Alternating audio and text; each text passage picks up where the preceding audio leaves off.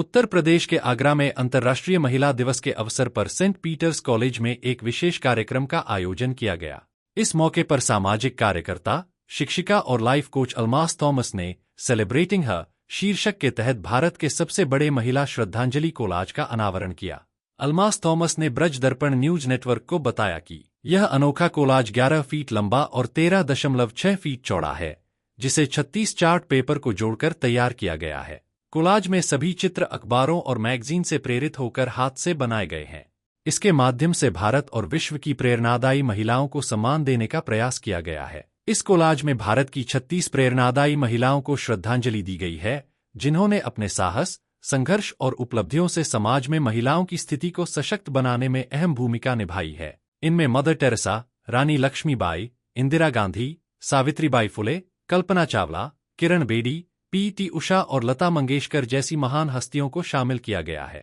यह अनूठा प्रयास इंडिया बुक ऑफ रिकॉर्ड्स और लिम्का बुक ऑफ रिकॉर्ड्स में दर्ज कराने के उद्देश्य से किया जा रहा है। कार्यक्रम में शिरोज हैंगआउट की साहसी महिलाएं, जो एसिड अटैक सर्वाइवर्स हैं, विशेष रूप से मौजूद रहीं। इन महिलाओं ने अपने अनुभव साझा करते हुए समाज को सकारात्मक संदेश दिया और महिलाओं के साहस और आत्मविश्वास की मिसाल पेश की। इस अवसर पर मुख्य अतिथि के रूप में रोटरी क्लब की अध्यक्ष नम्रता पनेकर उपस्थित रहीं, जबकि विशिष्ट अतिथि के रूप में एडवोकेट नम्रता मिश्रा और चांदनी ग्रोवर भी कार्यक्रम में शामिल हुईं।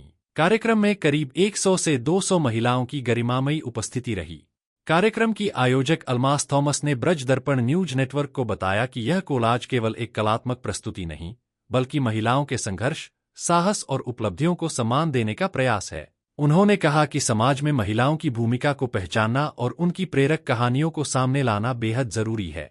अल्मास थॉमस ने यह भी कहा कि हर महिला की सफलता के पीछे उसके परिवार का विश्वास और समर्थन महत्वपूर्ण होता है। उन्होंने अपने पिता रमजान अली धनानी को अपनी मजबूत नींव और अपने पति मैक्सिम थॉमस को अपने सपनों को उड़ान देने वाला सहारा बताया।